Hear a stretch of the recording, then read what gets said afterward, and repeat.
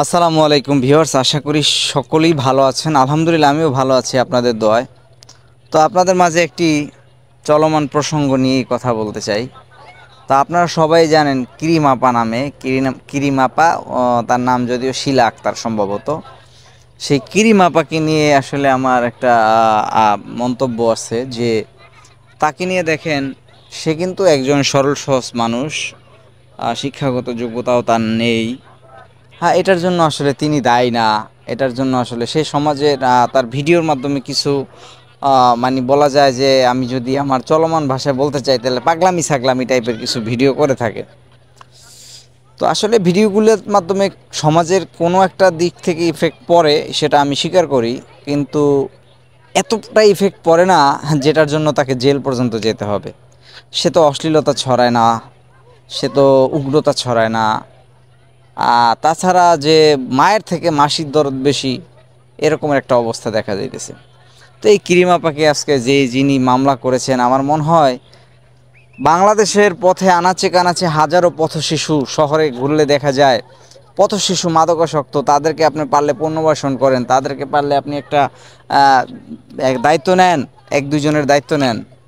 আপনি এরকম একটা মহিলার পিছনে কেন লেগে আছেন? তিনি তার ভুল বুঝতে পেরে তিনি ক্ষমা চাইছেন, আপনারা তাকে কেউ পর্যন্ত ক্ষমা পর্যন্ত করেননি। তাকে জেল পর্যন্ত আপনার নিতে হয়েছে। তিনি কি এত বড়ই অন্যায় করেছে, দেশদ্রোহিতা করেছে? বড় বড় সমাজ ব্যবস্থা আমাদের দেশে আমরা বহুত দেখি, বহুত ক্রিমিনাল দেখতেছি, আপনার আমার চোখের সামনে দিয়েই চলতেছে। আপনি আমি কিছু করতে পারতেছি না। আর আপনাদের মতো যারা এই যে কি বলে, এই সচেতন যারা আছেন নাগরিক, আপনারা এরকমের অনেক অন্যায় করতেছে, অনেকে অনেক খারাপ কাজ করতেছে। তাছাড়া অনেক কাপল ব্লগার আছে, তারা অনেক ধরনের বাজে ভিডিও তৈরি করতেছে, অনেক কন্টেন্ট ক্রিয়েটর আছে বাজে ভিডিও বানাইতেছে।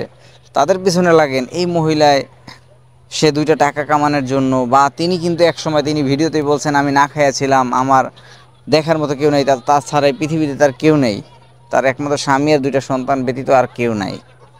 তো সেই মহিলার পিছনে আপনি কেন লেগেছেন? তাকে সহজভাবেই বুঝিয়ে দেওয়া যেত, তাকে কাউন্সিলিং করে বোঝানো যাইতো যে সে যাতে তার এই ভুল থেকে সংশোধন করে ফিরে আসে। আপনারা করেন নাই। তাকে আপনারা জেল পর্যন্ত নিয়ে গেছেন। কাজটা ঠিক হয় নাই, তার সাথে অন্যায় হয়েছে, জুলুম হয়েছে।